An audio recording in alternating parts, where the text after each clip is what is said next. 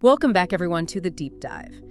Today we're diving into something that I think we all hear about a lot, and I'm not sure we all fully understand, and that is meritocracy. Oh, yeah? So the idea is, at least on the surface, that in a meritocracy, the cream rises to the top.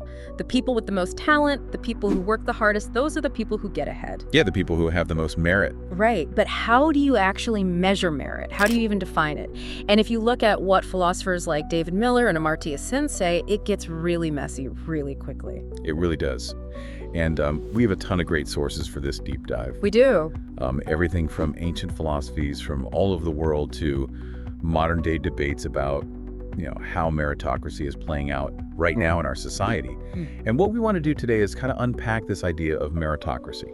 What it means, where it came from, what it promises, but also what are some of the potential downsides and dangers that our sources highlight. So to kick things off, let's just define our terms here. What are we even talking about when we use this word merit?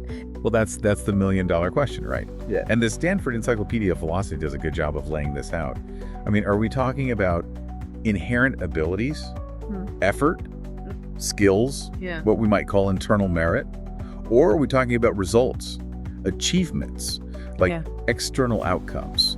Because those two things aren't always the same. Right, and the encyclopedia even gives this example. I thought this was really interesting. Yeah? They talk about Daryl and John, who are both applying for jobs at this widget factory. Okay. And Daryl, he's got more skills, he works harder. By all measures, he has more internal merit. Okay. But what if the factory owner, he just doesn't like Daryl? He's got some kind of bias against him. So John, who on paper maybe has less merit, might end up with the better outcome. He gets the job. So what this shows is that success isn't always a reliable indicator of merit, right? Yeah. The system can be rigged. Yeah, that's a great point. Yeah. Oftentimes we look at somebody's success as proof that they have merit, but it might just be that they were lucky. Yeah. Or that they had some unfair advantage. Right. And this kind of gets into the idea of desert. What do people deserve based on their merit? Some philosophers like Thomas Mulligan argue that merit is like the main basis for desert, that it carries a lot of moral weight. But others like Jeppe van Plot say, well, desert is more about your character and merit is about how that character plays out in the world. So even how these two seemingly very simple, related ideas, merit, and even those get debated. Right. And one interesting concept that comes up in the sources is this idea of the fitness principle. Okay. Which basically says that what you get should fit why you deserve it.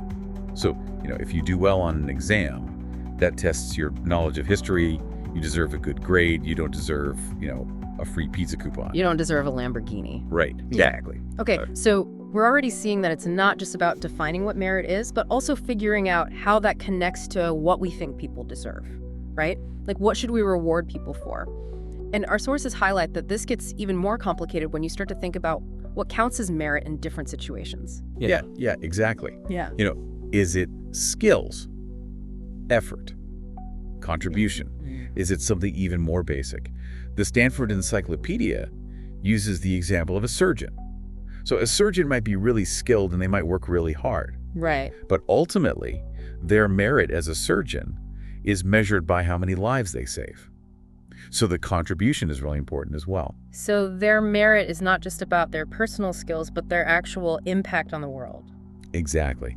And this kind of leads into another key principle of meritocracy, the idea of equal opportunity. Right. This notion that everyone should have a level playing field or an equal starting line in the race of life. And if that's the case, then in theory at least, the people who end up at the top are the ones who deserve to be there because they work the hardest or they have the most talent. Yeah, everyone's getting a fair shot. Exactly. And then the most meritorious, the people who deserve it the most, they're the ones who get ahead.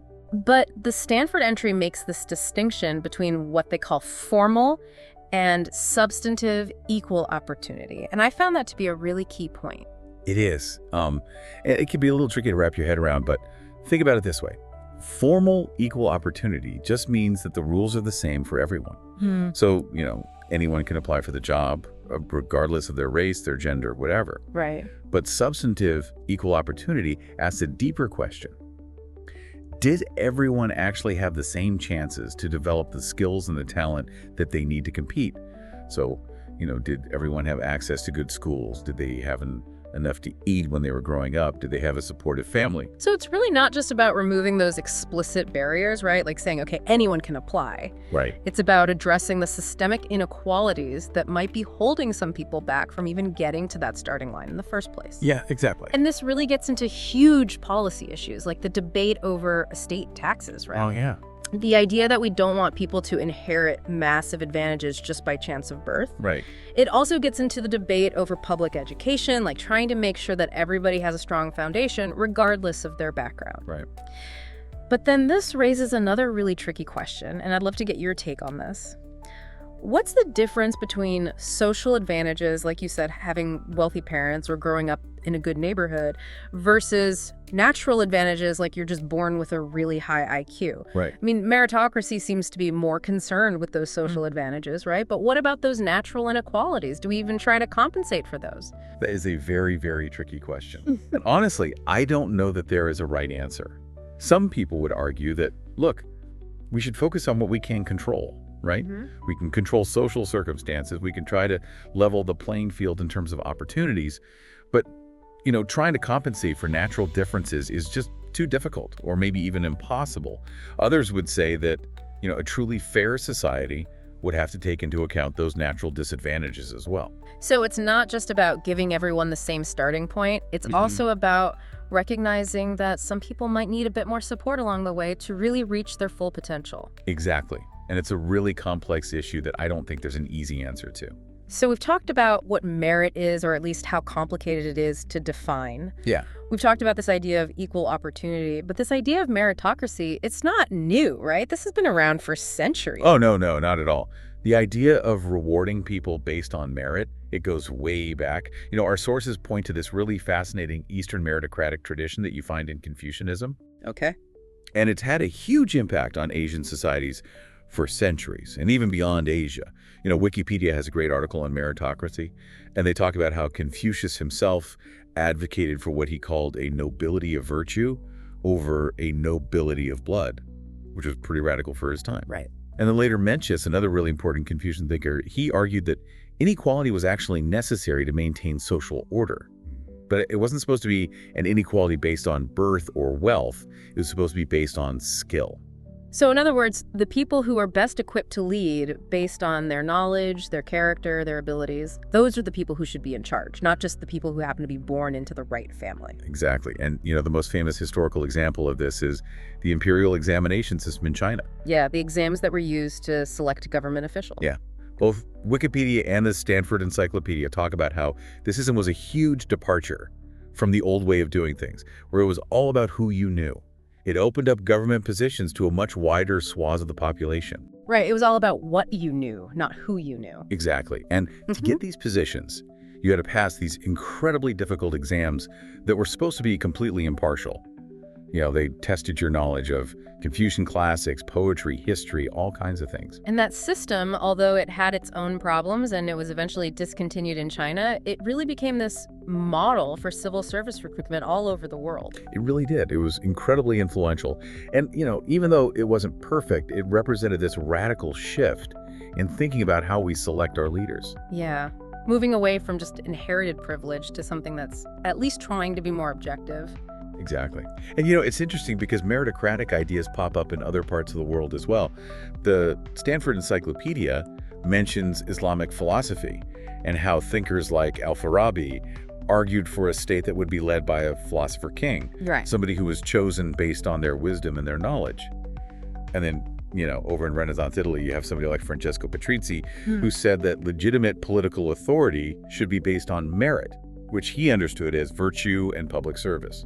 So there's this idea that runs through a lot of different cultures and different time periods. Right. That the people who have the most knowledge, the most virtue, the most ability, those are the people who should have the most power and influence. Exactly.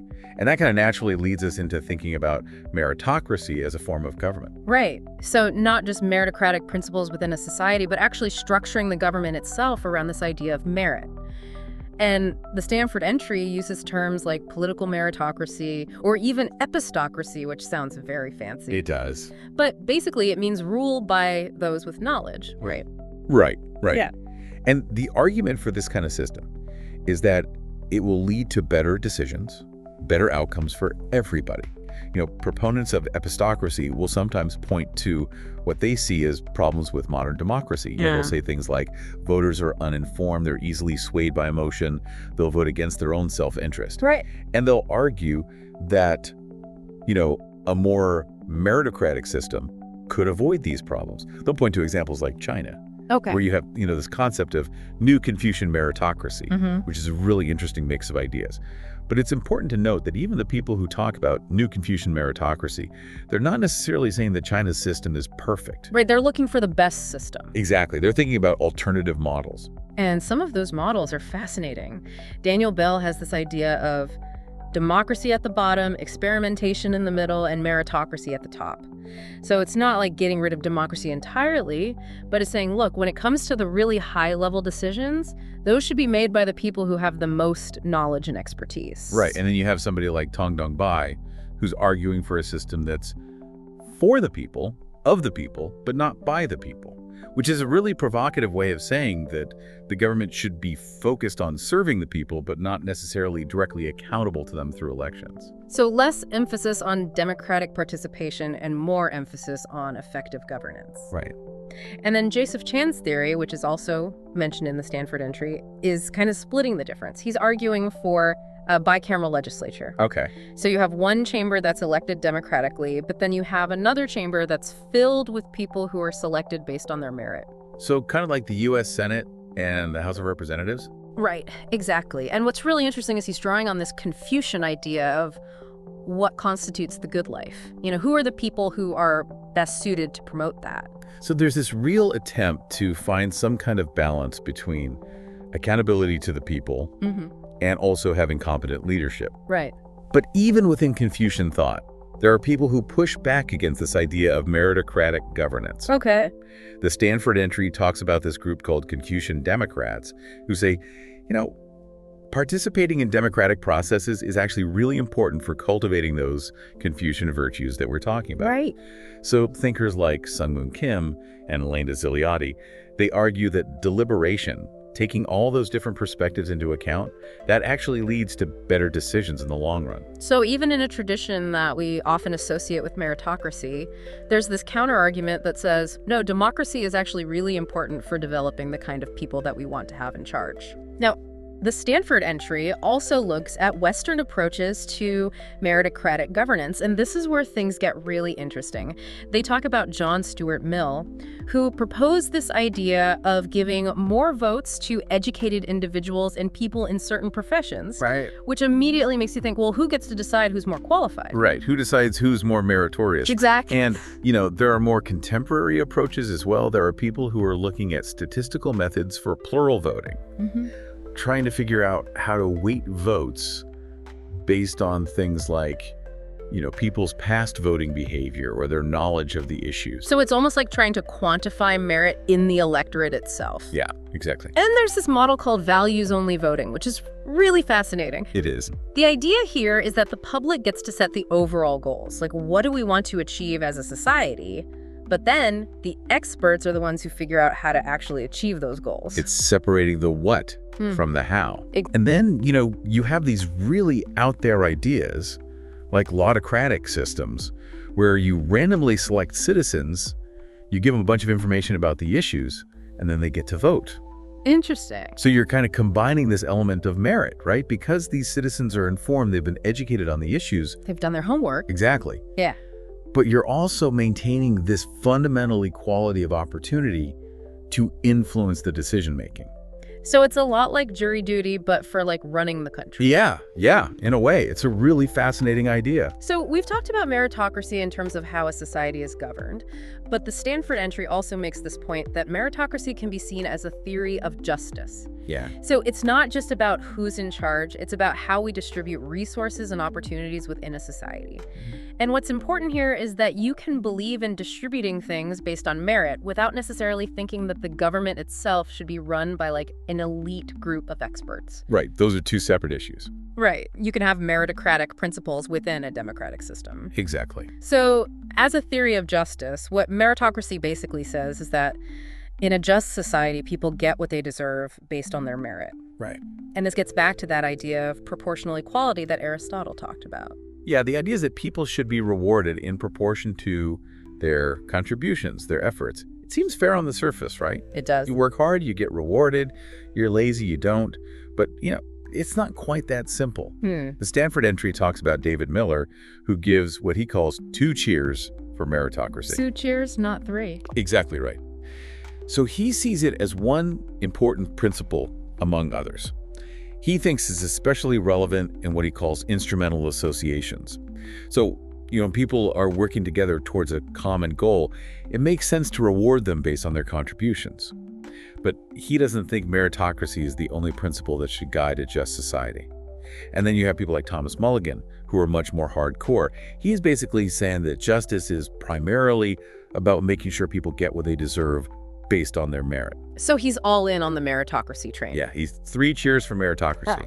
And what's interesting is he points to a lot of survey data that suggests that this idea that people should be rewarded based on their hard work and their talent, it has a lot of intuitive appeal. It does. Across different cultures, across different demographics, people seem to agree that this is a fair way to distribute things. There's this idea that people should earn what they get. Exactly.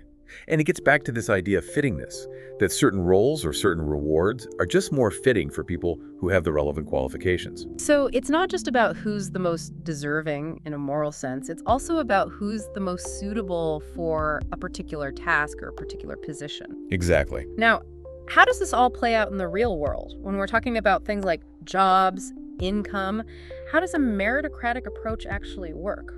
Well, when it comes to hiring, the Stanford entry talks about meritocratic hiring as this really simple principle. You hire the most qualified person for the job.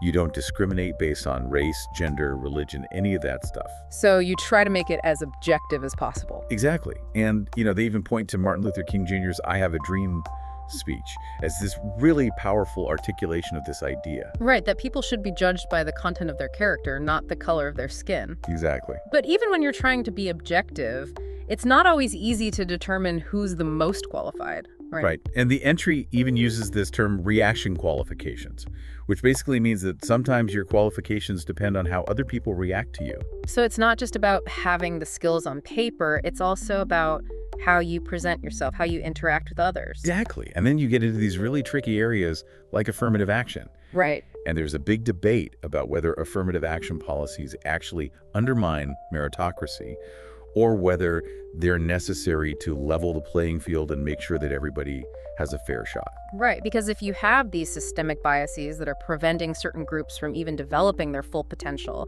then you're not really starting from a place of equality. Exactly. And then when it comes to income, a meritocratic approach would say that people should be paid in proportion to their contribution to society. Right, but the problem is, how do you measure contribution? The Stanford entry goes into some detail about how different economic theories try to tackle this question. Right.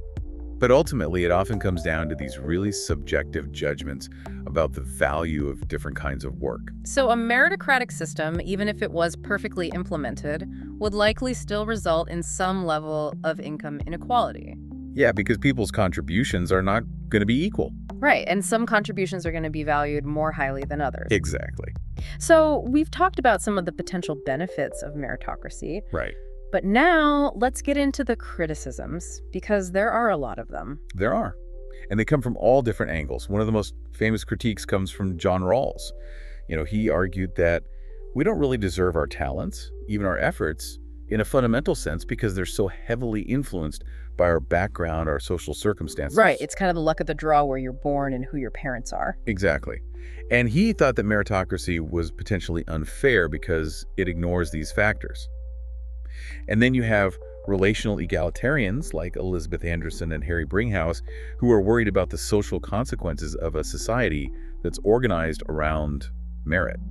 They argue that, emphasizing these merit-based differences, it creates hierarchy, it undermines our sense of equality. And it could potentially lead to new forms of oppression. And then, of course, you have democratic theorists who are concerned that meritocracy clashes with the fundamental principles of democracy. The idea that everyone's vote should count equally, that everyone should have a say in how they're governed. Right. They worry about creating a system where an elite group of experts has all the power. Right, and libertarians, they come at it from a different angle. Right. They tend to oppose the kind of government intervention that would be required to enforce meritocratic principles, things like taxation, redistribution of wealth. Right, because that interferes with individual liberty and the free market. Right, and Hayek in particular was really skeptical of meritocracy. He argued that it might not even be the most efficient way to organize an economy, and he thought it was kind of heartless because it implies that people who don't succeed only have themselves to blame.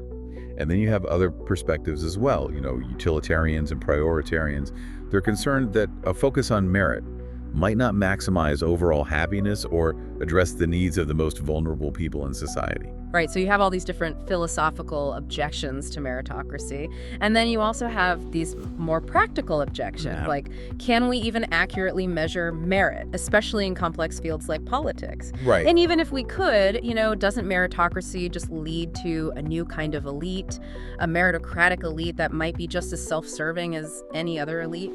Right, and there's this idea called the Peter Principle, which basically says that people tend to rise to their level of incompetence. So you get promoted until you're no longer good at your job. Exactly. So it seems like this idea of a perfect meritocracy, it runs into a lot of problems in practice. It does. And a lot of these criticisms that we've been talking about, they're echoed in more popular critiques of meritocracy.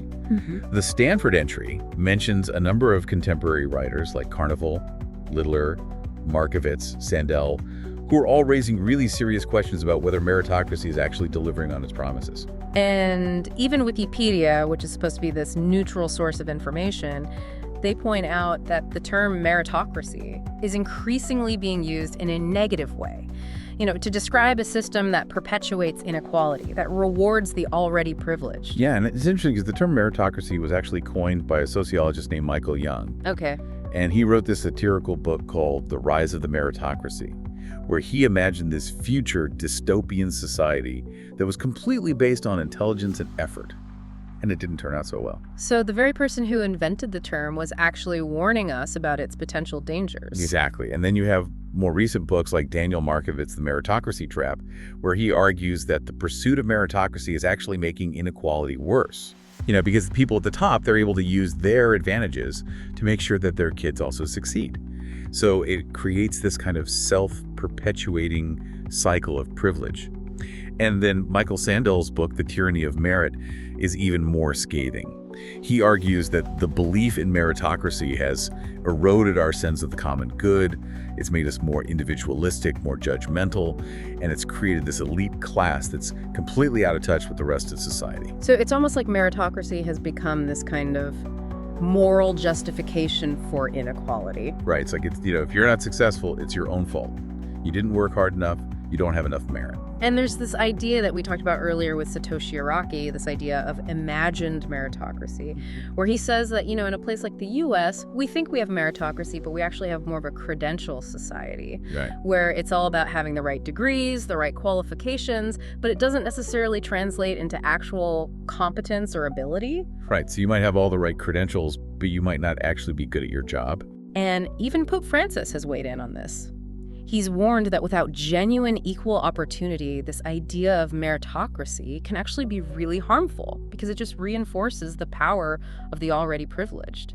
And then you have somebody like Robert Frank, who's done all this research on the role of luck in success. Right. And he basically says that even the most talented people, they often get ahead because they were lucky, not just because they worked hard. And, Ken Lampert has this really interesting perspective where he sees educational meritocracy as this kind of modern-day social Darwinism. The idea is that the people who succeed in school, they're the fittest, they're the most deserving.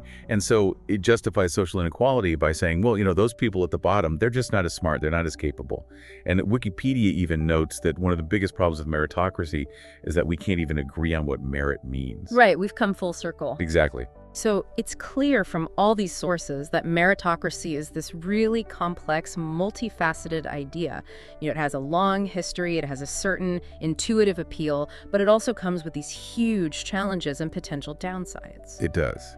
And I think the key takeaway is that we can't just take meritocracy at face value.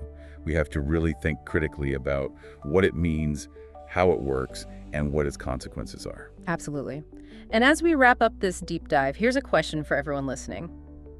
Given all the difficulties and the potential dangers of meritocracy, what other principles could we use to create a more just and equitable society? What aspects of merit do we actually value? And how can we reward those without creating this kind of hierarchy and division that we've been talking about? It's a big question, but it's one that's worth thinking about. It really is. Thanks for joining us on the Deep Dive. Thanks for having me.